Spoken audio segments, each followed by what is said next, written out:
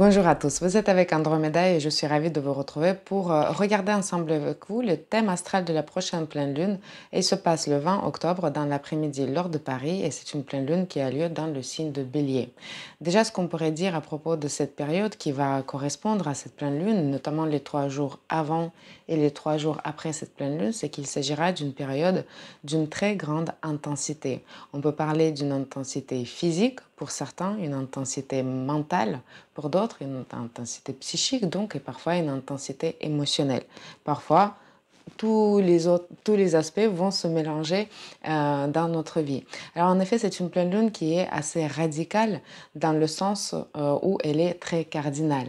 En effet, il y a plusieurs signes zodiaques dits cardinaux en astrologie qui sont représentés par cette lune et les planètes qui participent. Le signe de Bélier est représenté, le signe de Balance et aussi le signe de Capricorne dans lequel on trouve Pluton.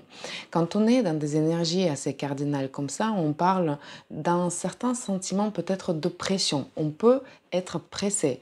Alors, on peut se sentir pressé, on peut se mettre la pression par rapport à certaines situations, on peut ressentir cette pression qui vient de l'extérieur et en fait, de ce point de vue, il va être assez difficile pour nous de nous détendre. C'est vrai que cette pleine lune ne parle pas du tout du moment de la détente, au contraire, il nous parle d'un moment d'une certaine mobilisation d'énergie, mobilisation de force et une mobilisation qui peut nous amener à arriver à très grands et importants résultats. Ce qui est très intéressant dans ce thème astral de cette pleine lune, c'est de le faire correspondre au thème astral de la nouvelle lune qui a eu lieu le 12 avril dernier dans le signe de Bélier. En effet, cette pleine lune, en quelque sorte, fait suite évidemment à la nouvelle lune, dernière nouvelle lune qui s'est produite dans le signe de Balance le 6 octobre dernier, mais dans le cycle plus large, il est beaucoup plus intéressant de faire la corrélation entre cette période et la période du printemps dernier. Pour ceux qui suivent mes vidéos et qui me suivent depuis le début de cette année, et si c'est le cas, je vous remercie de votre fidélité, vous vous souvenez peut-être qu'au moment de la nouvelle lune du 12 avril dernier, nous avons parlé de certains défis. Nous avons parlé d'un certain début de nouvelles choses, de nouveaux projets, de nouvelles initiatives. Et c'est vrai que le mot d'ordre de la nouvelle lune dans le signe de Bélier du 12 avril dernier, c'était de dire j'existe. Et c'est vrai qu'à partir de ce moment-là, on a pu commencer un certain chemin personnel propre à chacune des personnes est très important et très riche d'enseignements. Et là, durant cette pleine lune, on arrive à des résultats de ce chemin. D'un côté, la nouvelle lune du 12 avril dernier, elle précédait seulement de quelques jours la rétrogradation des planètes lointaines qui sont très importantes, notamment Jupiter, Saturne, Pluton. Là, la pleine lune qui se produit dans le signe de Bélier, elle arrive quelques jours après où elle coïncide avec le changement de direction de mouvement de ces planètes qui sortent de la rétrogradation et qui retrouvent leur mouvement direct. Ça veut dire qu'en fait, entre-temps, on a pu faire un chemin très important. Il pouvait s'agir d'une restructuration de notre vie vraiment radicale, parfois cardinale. Il pouvait avoir un caractère extérieur, c'est-à-dire qu'on a pu changer beaucoup de choses dans notre vie extérieure, mais il pouvait aussi avoir un caractère très intériorisé et on a pu restructurer énormément de choses par rapport à nous, notre place dans l'entourage, notre place dans le monde. Et là, on arrive à des résultats de cette restructuration. C'est pour ceci que ce sera très intéressant de vous rappeler qu'est-ce qui s'est passé dans le mois lunaire qui avait démarré le 12 avril dernier. Quelles décisions avez-vous pris à ce moment-là? Quelles réflexions avaient accompagné cette période? Quels événements avaient accompagné cette période aussi? Et qu'est-ce que vous vous êtes mis comme défi? Parce qu'il était question de défi pour prouver ou pour montrer au monde une nouvelle façon d'être, pour un petit peu nous révéler aussi au monde d'une nouvelle façon.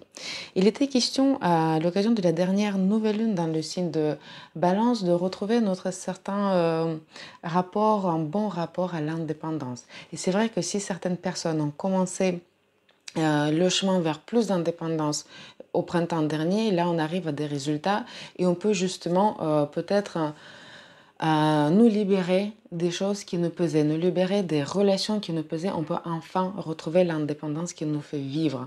Peut-être certaines personnes ont fini par sortir des relations pesantes, peut-être certaines personnes ont fini par signer le divorce, à se débarrasser aussi d'un partenaire qui ne correspondait pas dans le monde professionnel. Donc il peut y avoir un sentiment de liberté libérateur et qui nous fait du bien. De l'autre côté, certaines personnes peuvent retrouver ce sentiment de liberté, mais qui peut avoir un goût amer en revanche. On peut justement arriver à comprendre qu'en fait, cette liberté, eh ben, elle ne nous amène pas où on a envie d'être.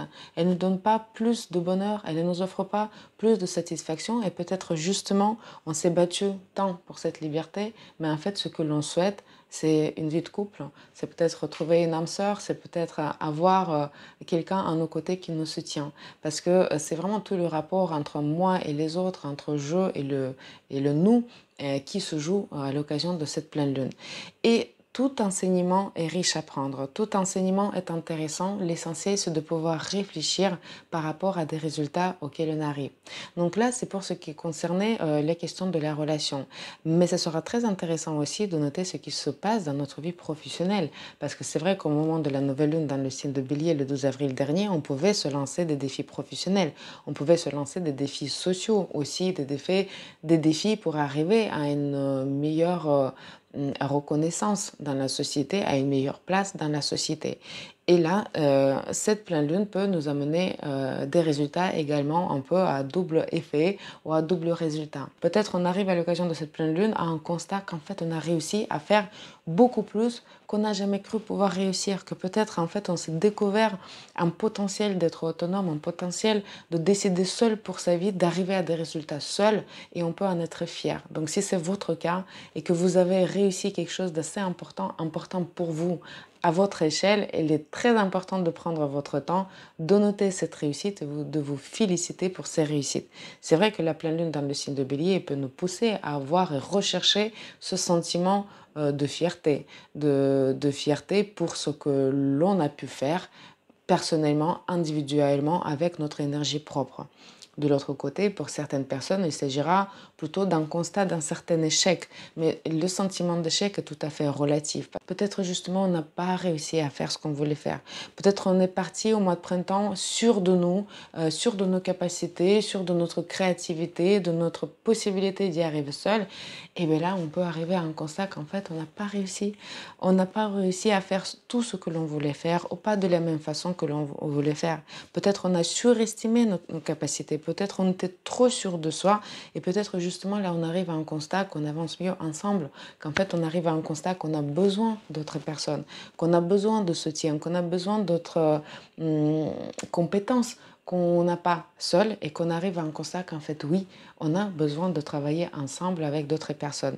Et donc, oui, c'est une question d'humilité, c'est une leçon d'humilité, mais c'est une leçon très importante qu'on a envie de prendre et dont on a envie de nous servir pour mieux équilibrer notre avenir. Donc, c'est vrai que c'est une pleine lune et riche d'enseignements personnels pour chaque personne, mais pour ceci, il faut faire une réflexion individuelle et voir tout ce chemin que vous avez fait à partir du 12 avril dernier jusqu'à maintenant, quels sont les enseignements, quels sont les résultats, quels sont les bilans et comment surtout vous vous sentez.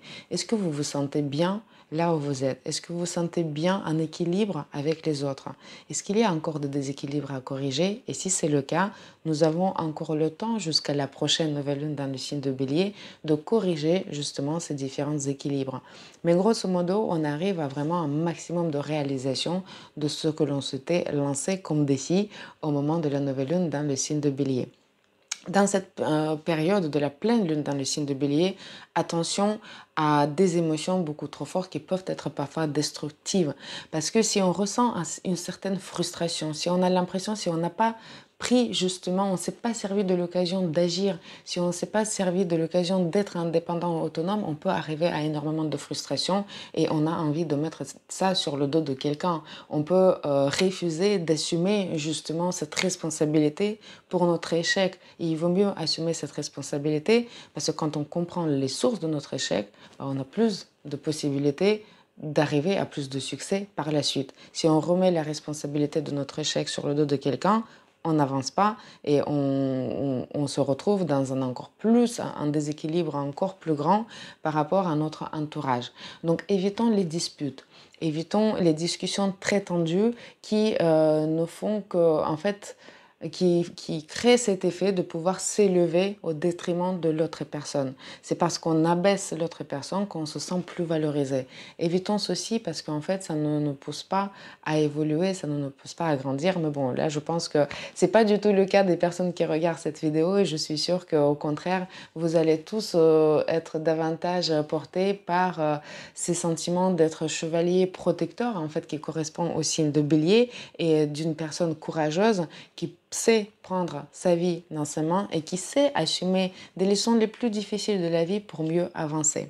Vous allez voir qu'il y a énormément de similitudes entre le thème astral de la nouvelle lune du 12 avril dernier et le thème astral de cette pleine lune du 20 octobre.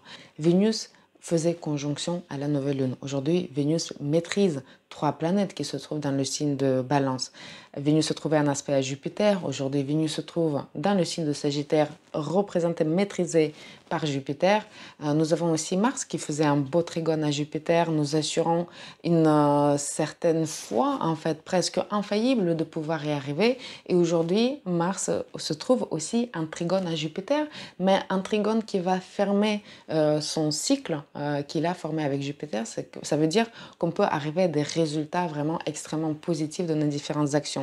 Mais enfin, la clé, c'était le carré que Pluton formait au point de la nouvelle lune du 12 avril dernier. Et aujourd'hui, Pluton dans le signe de Capricorne, c'est une planète où tous les aspects se ramènent, et notamment toute cette énergie de l'opposition de la Lune dans le signe de Bélier et du Soleil et Mars dans le signe de Balance, les énergies qui se ramènent vers Pluton dans le signe de Capricorne.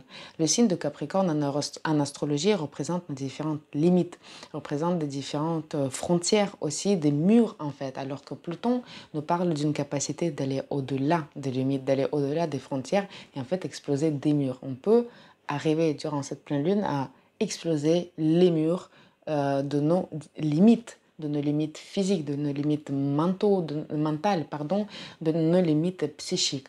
C'est vraiment une pleine ligne de no limit ou au-delà de limites où on l'a fait alors qu'on n'a pas cru qu'on pouvait le faire. C'est une pleine lune qui pourrait nous faire penser à des marathons. D'ailleurs, des marathons sont possibles aux alentours de cette pleine lune et peuvent être très efficaces et très intéressants. Parce que dans le marathon, il y a tout que l'on retrouve dans cette pleine lune. Il y a une action forte, puissante sur une courte durée. Il y a énormément de volonté, il y a énormément de mobilisation d'efforts, de l'endurance aussi. Mais il y a beaucoup de limites mentales. Pourquoi je dis mentaux tout le temps, pardon. Il y a des limites mentales en fait que l'on dépasse. À ce moment-là qu'on peut arriver justement à nous prouver qu'on est capable de plus, qu'on est plus de ce que l'on croyait et qu'en fait on peut se redécouvrir totalement d'une nouvelle façon. Je vous remercie d'avoir regardé cette vidéo. Je vous retrouve bientôt pour regarder le thème astral de la prochaine nouvelle lune dans le signe de Scorpion. Merci, au revoir.